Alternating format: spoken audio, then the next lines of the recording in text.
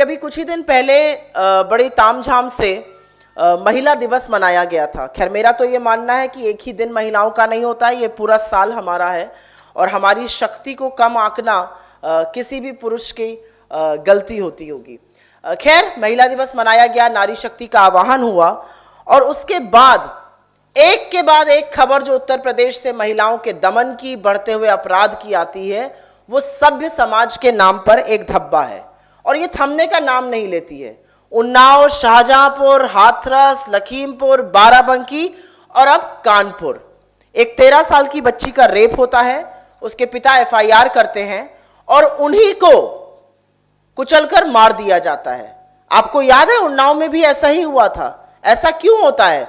क्योंकि पहले तो पीड़िता के साथ जघन्य अपराध कर दो और फिर उसको अगर कोई थोड़ा बहुत हक दिलाने की लड़ाई लड़ने वाला हो उसको भी मार डालो, हर साक्ष्य खत्म कर दो।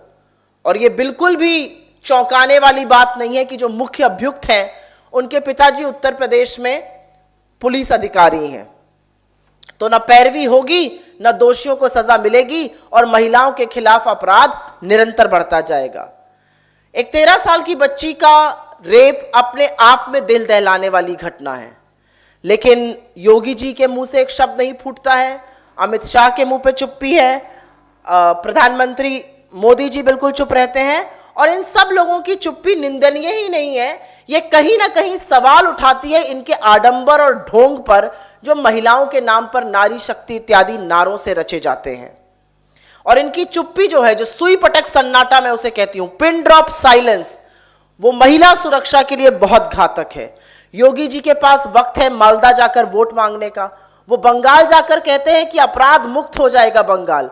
आपकी नाक के नीचे जो अपराध हो रहा है, आपकी नाक के नीचे जो अराजकता है, उससे आप उत्तर प्रदेश को कब मुक्त करिएगा? और यह सच है कि एक स्क्रिप्ट है और यह बार बार रिपीट होती है। पहले महिलाओं के खिलाफ अपराध होता है, उसके बाद उसको छिपाने के, उनके साक्ष्य मिटाने की कोशिशें होती हैं। कुछ नहीं है तो जो पैरवी करने वाला भाई या बाप है उसी को मार डाला जाता है।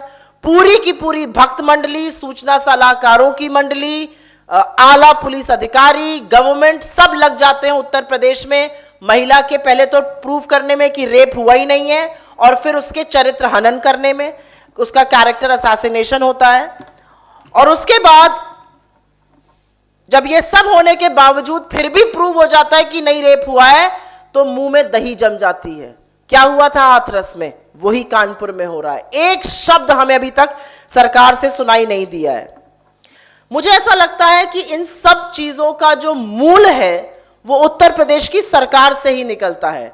भाजपा ने 2017 में 312 सीट जीती थी, उनके 114 विधायकों के खिलाफ अपराध के मामले दर्ज हैं, जिसमें से 82 के खिलाफ जघन्य अपराध के मामले दर्ज हैं, जैसे कि रेप और मर्डर जैसे मामले दर्ज हैं। खैर मुझे ऐसा लगता है लड़कियों के खिलाफ इस बढ़ते ग्राफ को देखकर मुख्यमंत्री योगी आदित्यनाथ जी को कोई तो नैतिक जिम्मेदारी लेते हुए अपने पद से इस्तीफा देना चाहिए। एक शब्द तो बोलिए, एक शब्द नहीं बोलते हैं।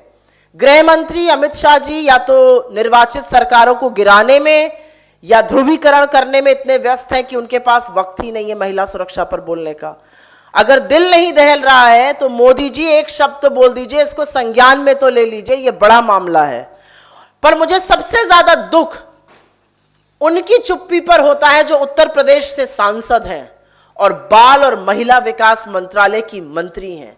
आपने क्यों आंखों पर पट्टी बांध ली है, क्यों मुंह में दही जमा लिया है? क्या सत्ता का सुख और लोभ हमारी महिलाओं की पीड़ा, उनके दर्द, उनकी सुरक्षा से ज्यादा बढ़कर है?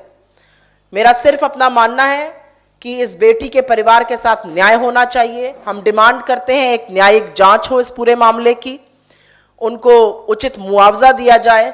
जिस पुलिस अधिकारी के बेटे ने यह कुकृत्य किया है उसको जल्द से जल्द कड़ी सजा मिले और जिन लोगों ने एक पिता की हत्या करी है, साक्ष्य और विटनेसेस और पैरवीकार करने वालों को रास्ते से हटाने की कोशिश करी है, उनके खिलाफ कड़ी कार्रवाई की जाए। कभी तो इस उत्तर प्रदेश की सरकार का मरा हुआ जमीर जागेगा और उसी दिन महिलाओं की सुरक्षा का मामला शायद उनके लिए प्राथमिकता बनेगा।